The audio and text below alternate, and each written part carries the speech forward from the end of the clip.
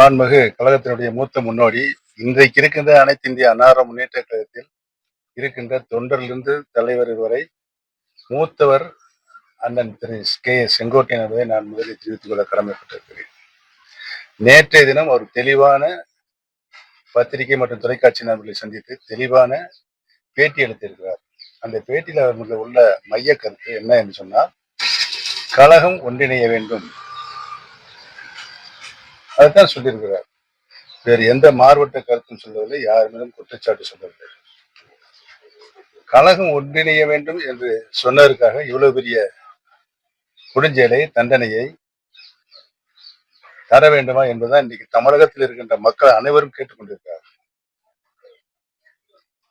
கழகம் பிரிந்ததிலிருந்து 2-3 அணிகளாக பிரிந்ததிலிருந்து தொடர் தோல்விகளை 11 தேர்தலில், நாடாளுமன்ற தேர்தல், சட்டமன்ற தேர்தல், உள்ளாட்சி ஊரக உள்ளாட்சி தேர்தல், அனைத்து தேர்தலிலும் தோல்வியை சந்தித்திருக்கிறது.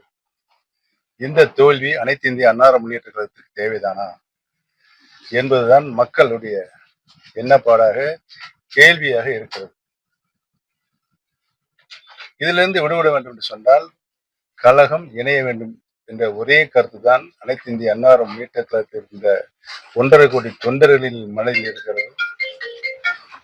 பொதுமக்கள் தலைவர் மீதும் அம்மா மீதும் கழகத்தின் மீதும் பாசம் பற்று கொண்டிருக்கின்ற பொதுமக்கள் அவருடைய மனதிலும் இருக்கிறது. இன்னைக்கு இவையெல்லாம் புறந்தள்ளிவிட்டு அவரை அனைத்து பொறுப்புகளிலிருந்து எடுத்திருப்பது சர்வாதிகாரத்தினுடைய உச்ச நிலை என்பதை மட்டும் நான் தெரிவித்துக் கொள்ள கடமைப்பட்டேன். அவர் 10 நாட்கள் அந்த கெடுன்னு ஒண்ணு விதிச்சிருந்தாரு. கழகத்துல பிரிந்தவர்களை ஒன்றிணைக்கணும் அப்படின்னு சொல்லி. அப்போ அந்த ஒன்றிணைக்காத பட்சத்தில் நாங்களே அந்த ஒருங்கிணைப்பு பணியை தொடர்வோம் அப்படின்னு சொல்லியிருக்காரு. நல்ல விஷயம் தானே.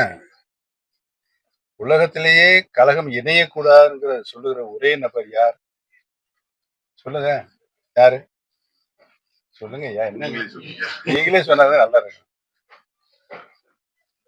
இன்னைக்கு அனைத்து இந்திய அண்ணா திராவிட முன்னேற்ற கழகத்துடைய அடிப்படை தொண்டருடைய அபய குரலாக இருக்கிறது.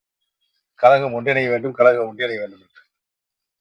அதற்காக ஒருத்தர் கழகத்தினுடைய 9 முறை சட்டமன்ற உறுப்பினர்,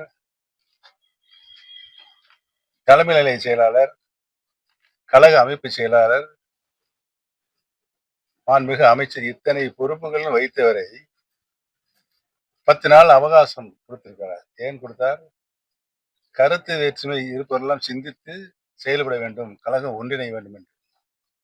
இதை யாருமே தவறு என்று சொல்லவில்லையே. அப்ப சர்வாதிகாரத்தின் உச்சநிலையை சென்றிருந்தால் அது. பிளே ஸ்டோர் மற்றும் ஆப் ஸ்டோரில் இருந்து பாலிமர் செயலியை QR கோடு மூலம் பதிவிறக்கம் செய்யுங்கள். செய்திகளை உடனுக்குடன் பெறுங்கள்.